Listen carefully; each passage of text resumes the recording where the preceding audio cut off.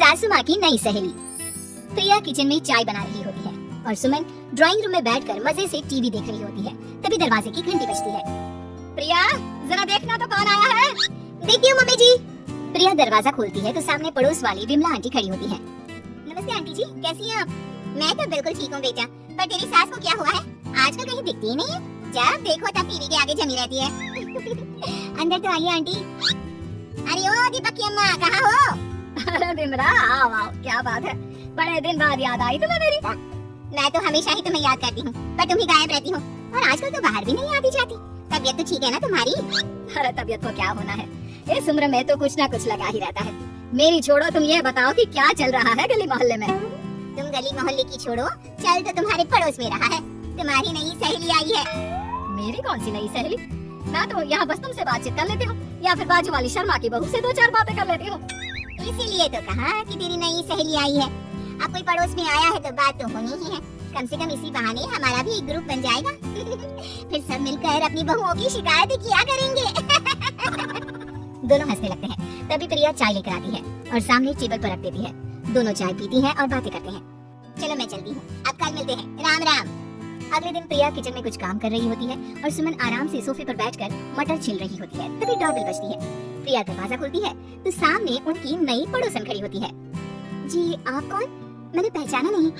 नमस्ते बेटा, मैं शारदा, आपके बगल वाले घर में अभी 2-4 दिन पहले ही शिफ्ट हुए हैं। ओह अच्छा अच्छा अच्छा, नमस्ते आंटी, अंदर आइए ना आप। देखिए तो मम्मी जी आज कौन आया है। इतना कहकर प्रिया किचन में चाय बनाने चली जाती है। नई पड़ोसन को घर पे देखकर सुमन थोड़ा हैरान हो जाती है।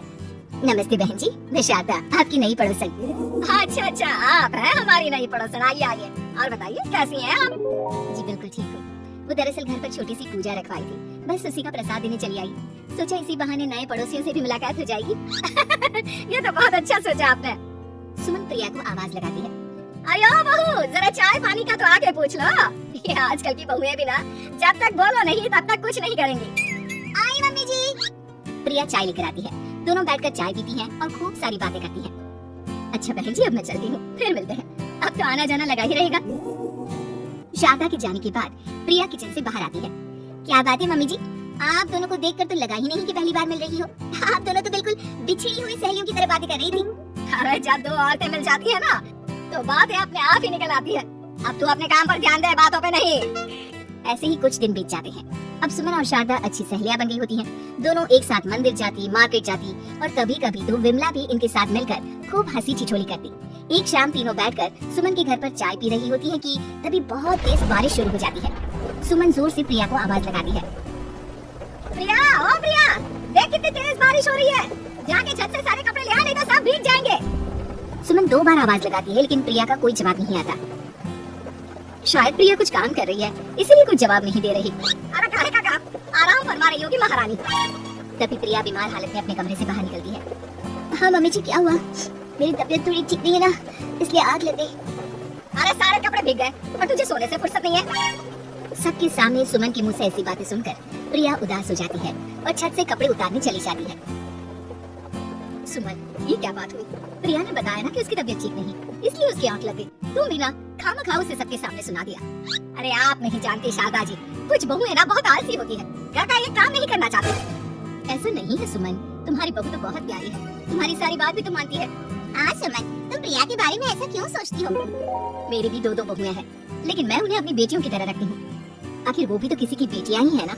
और अगर तुम ऐसा ही व्यवहार करोगी तो एक दिन प्रिया भी तुम्हारे साथ ऐसा ही बर्ताव करेगी। शारदा और विमला की बातें सुनकर सुमन की तो बोलती बंद हो जाती है।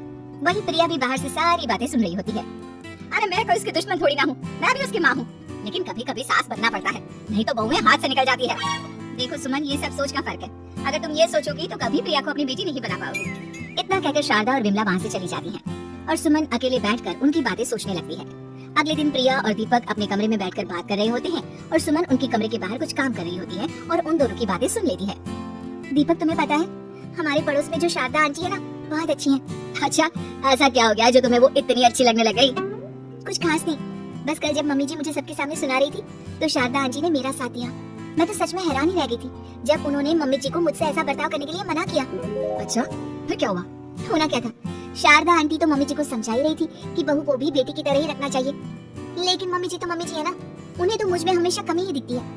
काश मुझे भी शारदा आंटी जैसी सास मिली होती जो मुझे भी अपनी बेटी जैसी समझती। सुमन ये सब सुनकर बहुत उदास हो जाती है और वहाँ से चली जाती है।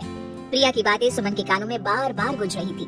उसे बहुत शर्मिंदगी महसूस हो रही थी कि उसने प्रिया के साथ बहुत गलत किया है। अगले दिन सुमन शारदा और विमला को बुलाती है।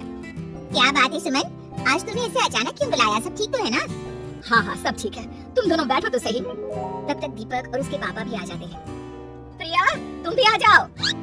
क्या हुआ मम्मी जी, आपने बुलाया? हाँ प्रिया बेटा, मैं आज सबके सामने तुमसे माफी मांगना चाहती हूँ। मैंने आज तक तुम्हारे साथ बहुत बुरा व्यवहार किया है, लेकिन तुमने कभी भी मेरे साथ बुरा बर्ताव नहीं किया। मुझे अपनी गलती का एहसास हो गया है। हो सके तो Thanks मुझे for माफ कर watching. देना। See you in the next video. If you like the video, please like it and subscribe to my channel. आप मुझसे माफी मत मांगिए, मैं भी आपकी बेटी ही हूँ।